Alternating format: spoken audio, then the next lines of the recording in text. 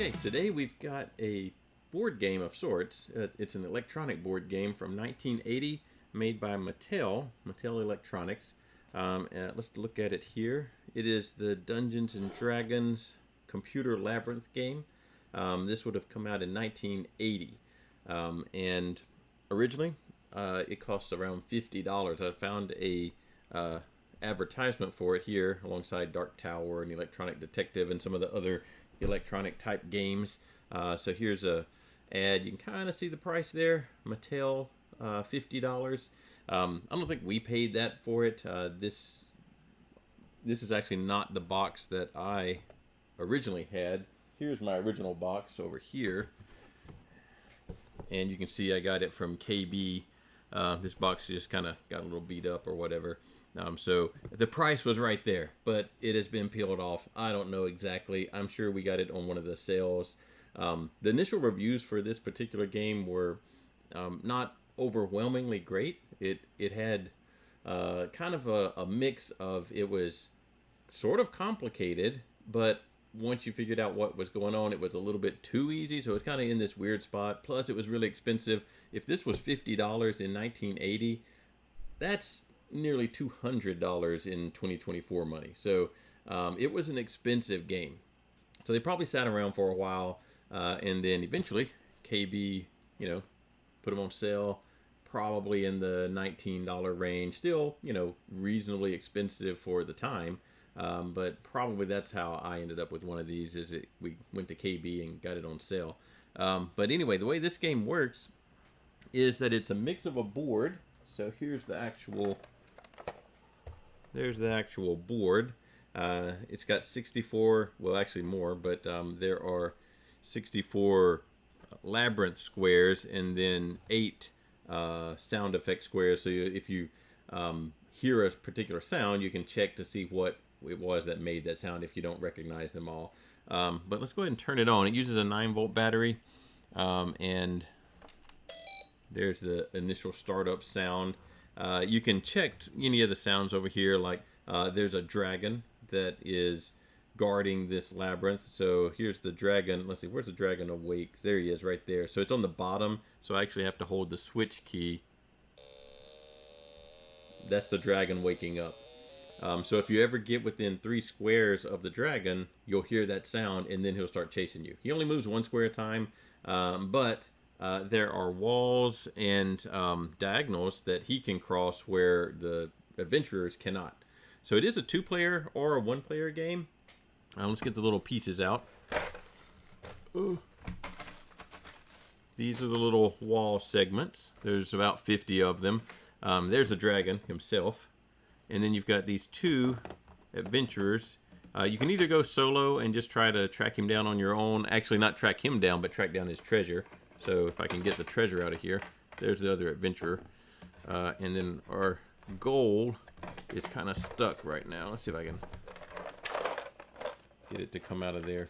There it is. There's our goal. So we want to find this treasure. So somewhere in this maze is the treasure.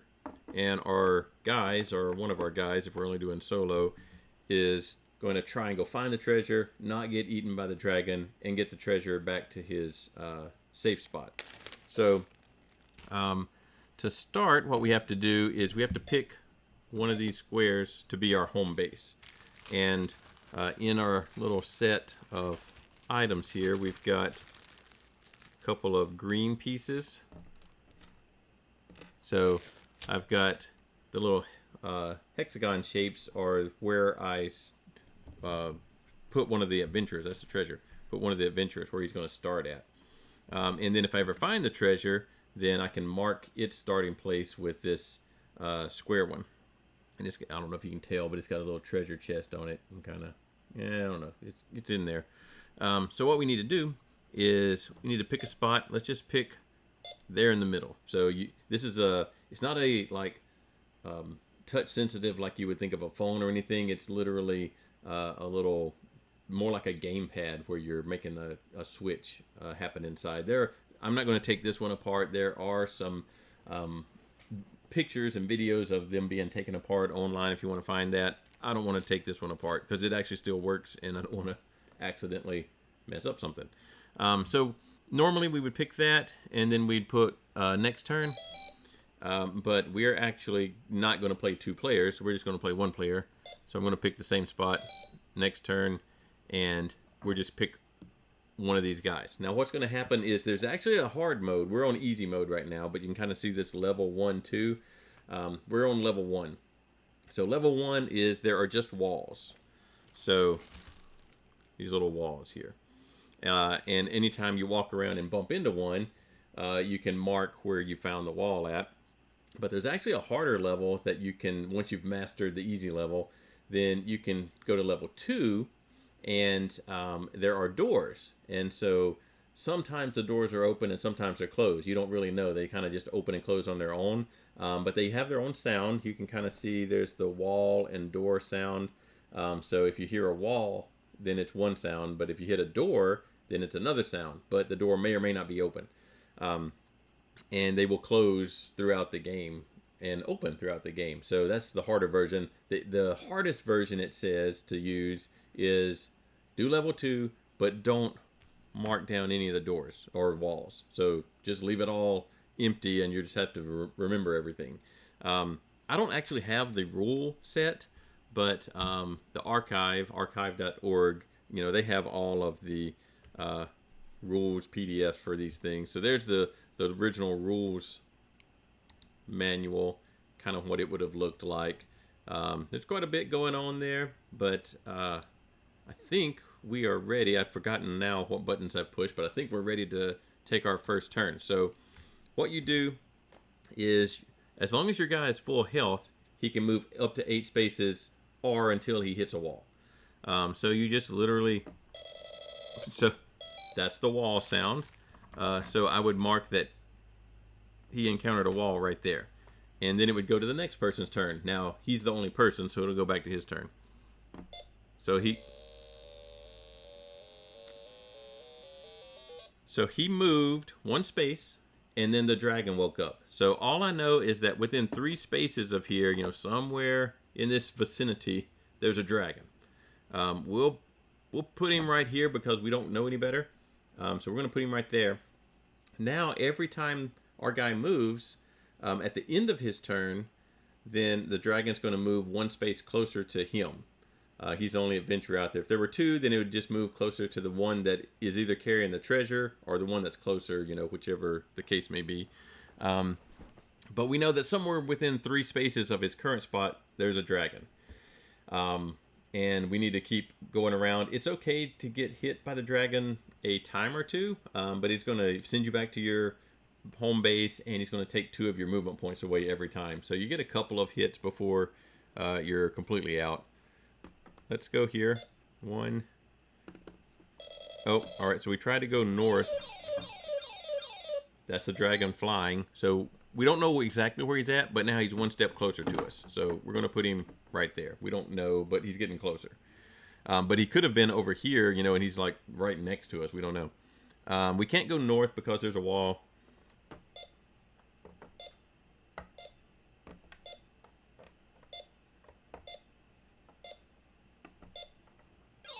Okay. So we kind of traced a path up here, no walls at all, but he did move. We're pretty sure that he's not close to us, but we have to find this treasure, so we're going to keep moving. Oh, all right. So there's a wall there.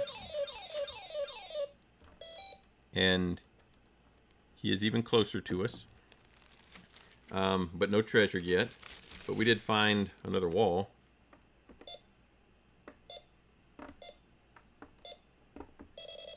Oh, there's a wall there. All right, so he's kind of closing in on us, we think. Let's try and not run into him. Oh. Okay.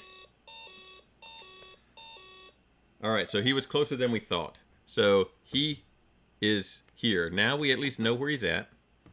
We have been sent back to our home base, and instead of 8 movement points, we only have 6 now. So we at least know where the dragon is now, so that's a good thing. Oh. Now, he can move diagonally, so he probably went right there.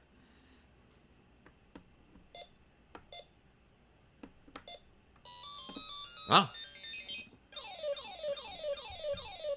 all right. So we have found the treasure. He is probably right there. I'm going to replace our guy with the treasure marker because now we're toting the treasure around. Now, I believe the treasure is heavy, and it might mean that we can only move 4 spaces when we're carrying it. I believe that's true. We'll find out soon. Oh, 1, 2, 3, 4. So I think we can actually win. I think we can win. All right. 1, 2, 3. We did not land on the dragon. 4. And we won.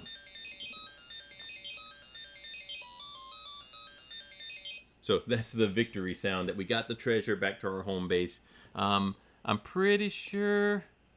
Yeah, treasure is heavy. First, when you find it, it stops your turn, and then it slows down the warrior carrying it. So it doesn't say it slows it down to any particular. It at least let us go 4 spaces, but so I don't know if it slows us down by 2, which like the dragon does, or if it slows us down to 4. It doesn't specifically say. We were within 4 spaces, so we won anyway. And we were fortunate enough that we didn't step on the dragon when we were coming back, like he wasn't in our path right here. So that was actually a simpler version of the game. A lot of times you don't get so well, find the treasure without the dragon attacking you. There's also, 2 guys out here sometimes, and they're competing for the treasure. It's not cooperative. They're trying to both win. So you can go and attack the little other person carrying the treasure. You don't know how strong you are exactly. The game periodically throughout the game will randomly assign you a strength, and you don't really know what it is. And so if you attack the other player, they may or may not have a stronger value than you, and they, you don't really know who's going to win when you're attacking head to head like that. But it's a fun game. It still is interesting. It still works. You do have to be careful with these kind of games because they are battery powered, and if you leave the batteries in them, so this is a 9-volt, so it's not as bad, but they will leak over time, and that can ruin your circuit board here. Now the circuit board is actually really simple, so it's probably okay to repair. It's not that difficult. It might just be a little cleanup to repair it, but it wouldn't mean that you have to take it apart and try and find the problem. But so far, this one still holds up and it's not failing us. I don't have the user manual for it, but like I said, you can find the user manual for most of these kind of games on archive.org. There's most of those PDFs are out there if you don't have the actual manual. There's a picture of the idea of the doors. It's kind of like this, maybe it's open, maybe it's not open kind of thing. All right, so that's Dungeons and Dragons Computer Labyrinth game from 1980. One other thing about it kind of doesn't follow a lot of the Dungeons and Dragons themes in the dragon itself. So, the dragon itself is very Asian looking. A lot of the, at the time, the artwork for these dragons wasn't this kind of artwork. So this is one of the ones where the dragon art, and I don't know if you'll be able to see on the side because it's kind of, I don't have enough room to put it there, but you can kind of see it's more of an Asian themed dragon, prismatic looking dragon with all the different colors on it. So that's kind of a little bit unique for the time and the Dungeons and Dragons, IP property. Anyway, that is Dungeons and Dragons Computer Labyrinth game from 1980. If you enjoyed this, be sure to like, subscribe. We're a really new channel. I think there's 4 subscribers right now. So if you're one of those people, then great. But if you would help us out and give a comment, a like, subscribe, ring the little bell, all those things so that we can help the channel grow a little bit. We'll try to post something every week or a couple of times a week. And all things from the 80s and 90s, card openings, game reviews. I've got a couple of, let's see, where's an upcoming thing? Maybe some, it is, the Olympics are coming up, so maybe we'll look at some of these things coming up here soon, since we've got the summer games starting in a couple of weeks I guess they're in Paris, aren't they, this year? So, interesting things coming up. We'll see you next time.